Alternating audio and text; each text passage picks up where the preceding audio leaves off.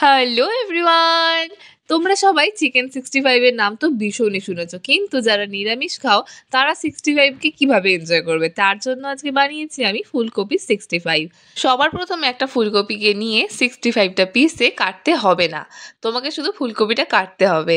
এটার নামটা 65 কেন আমি জানি না, কিন্তু জানতে পারলে অবশ্যই তোমাদেরকে জানাবো।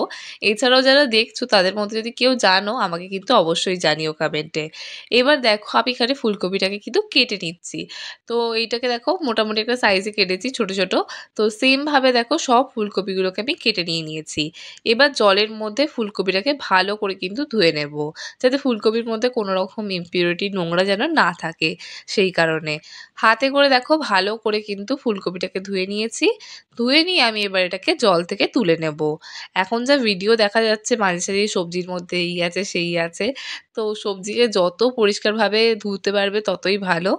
অবশ্য জানো তো সব ভিডিও যে সত্যি হয় তারও কোনো মানে নেই, অনেক ভিডিওই থাকে ভিউজের জন্য আর লাইকসের জন্য লোকে এরকম ফেক বানিয়ে থাকে।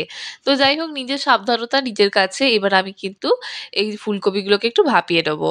এখানে কড়াতে জল দিয়ে দিয়েছি, দিয়ে কিন্তু আমি ফুলকপিগুলোকে এবার দিয়ে দেবো। দিয়ে এগুলোকে দেখো একটু নুন দিয়ে আমি ভাপিয়ে নিচ্ছি। ফুলকপিগুলোকে ভালো করে খুন্তি দিয়ে জলের মধ্যে ডুবিয়ে দেবে, যাতে ফুলকপিগুলোকে কিন্তু ভালো মতো করে ভাপানো হয়ে যায়। তো ভালো মতো করে দেখো জলের মধ্যে ডুবিয়ে দিয়েছি, দিয়ে কিন্তু আমি উপর থেকে একটা ঢাকা বন্ধ করে দিয়েছি। ফুলকপিগুলোকে ভালো মতো করে ভাপানো হয়ে গেছে, এবার কিন্তু আমি একটা জায়গার মধ্যে তুলে নিচ্ছি। যত বেশি সম্ভব তত কিন্তু জলটাকে ঝারিয়ে নেবে। ফুলকপির মধ্যে বেশি যেন জল না থাকে, তো সেটা একটু দেখে নিও। তারপর দেখো ফুলকপির মধ্যে আমি একটুখানি চাল গুঁড়ি দিয়ে দিচ্ছি। এতে কি হবে, ফুলকপির মধ্যে যে এক্সট্রা জলটা আছে সেটা কিন্তু অ্যাবজর্ব করে নেবে। এবার ফুলকপিটাকে ভালো করে টস করে নেওয়ার পর আমি এটাকে একটা সাইডে রেখে দেবো। এবার একটা জায়গার মধ্যে আমি ম্যারিনেশন করব।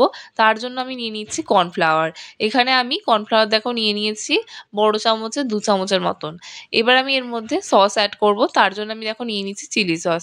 আমি এখানে চিলি সস একটা ব্র্যান্ডের দিচ্ছি, বলছি না কোন ব্র্যান্ডের। তো যাই হোক, তুমি যে কোনো ব্র্যান্ডের চিলি সস নেবে, সেটা ঝাল হলেই হবে।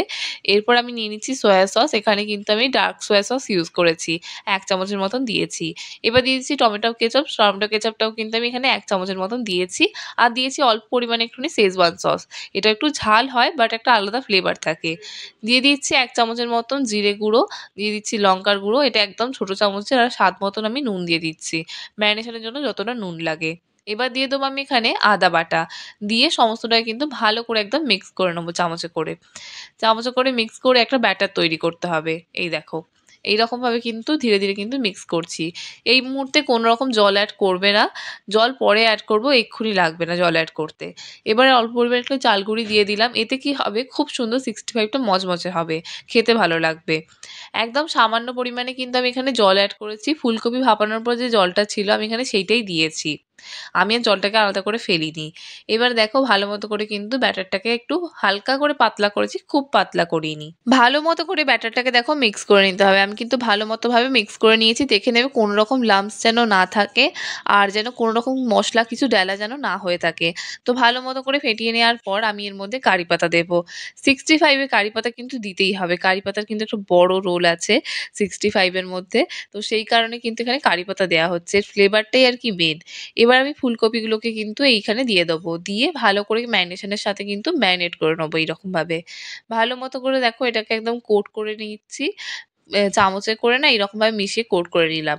এরপর আমি একটা জায়গার মধ্যে তেল নিয়ে নেবো। এখানে কিন্তু ছাঁকা তেলে 65 গুলোকে ভাজতে হবে। তার জন্য দেখো তেলটা গরম করে নেবো। তারপর একে একে কিন্তু আমি কোট করা ফুলকপিগুলোকে দিয়ে দেবো, দিয়ে কিন্তু ভালো করে ভেজে নেবো। আর এটাকে কিন্তু একদম ক্রিস্পি করে ভাজতে হবে। তো 65 ভীষণই ক্রিস্পি হয়, খেতে খুব ভালো লাগে। তো সেই কারণে দেখো ছাঁকা তেলের মধ্যে একটু ফাঁকা রেখে রেখে কিন্তু দেবে। দেখে নিও যেন একে অপরের সাথে জড়িয়ে না যায়। আর উপর থেকে একটুখানি তেল ছিটিয়ে দেবে, এতে কিন্তু জড়িয়ে যাওয়ার চান্সটা থাকবে না। এই দেখো ভালো মতো করে তেল ছিটিয়ে দিয়েছি, দিয়ে কিন্তু আমি এটাকে ভেজে নিচ্ছি। বেশি টাইম লাগবে না, কারণ অলরেডি ফুলকপিটা যেহেতু ভাপানো সেই কারণে। ভালো মতো করে দেখো ভাজা হয়ে গেছে। এবার আমি একটা জায়গার মধ্যে কিন্তু তুলে নিচ্ছি। ভালো করে তেলটা ঝারিয়ে নিও, এক্সট্রা তেল যেন না থাকে। তো দেখো ভালো মতো করে তেলটা ঝারিয়ে নিয়েছি। এবার আমি একটুখানি অল্প করে তেল দেবো, তেল দিয়ে কিন্তু তার মধ্যে কারি পাতা দেবো। কারি পাতাটাকে হালকা একটু ভাজবো। কারি পাতার যে ফ্লেভারটা আছে, গন্ধটা আছে, একদম ভালো করে আসবে। তারপর কিন্তু আমি এখানে কাঁচা লঙ্কাটা দিয়ে দেবো, দিয়ে কিন্তু এবার এটাকে ভালো করে ভাজবো। ভালো করে দেখো কাঁচা লঙ্কা আর কারি পাতাটাকে ভাজতে হবে। এবার ভালো মতো করে দেখো এগুলো ভাজা ভাজা হলে আমি কিন্তু এখানে এবার মানে ফুলকপি 65 যেটা আছে সেটা কিন্তু দিয়ে দেব। দিয়ে কিন্তু ভালো মতো করে এটাকে টস করে নেব। এর মধ্যে কিন্তু কারি পাতার গন্ধ গোটা রান্নাঘরে একবারে মোমো করবে।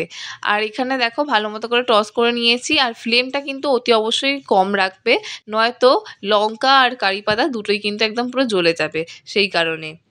এবার ভালো মতো করে টস করে নিয়েছি, নিয়ে কিন্তু আমি এটাকে নাবিয়ে নেব।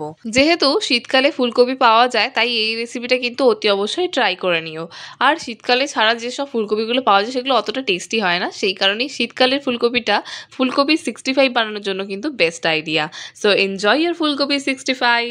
এবার তোমাদের একটা ছোট্ট কাজ, চটপট যাও ইউটিউবে সার্চ করো ফোরন বলে, সাবস্ক্রাইব করে বেল আইকনটা ক্লিক করতে একদমই ভুলো না, যাতে আমাদের নিত্য নতুন রান্নার নোটিফিকেশন তুমি সবার আগে পাও।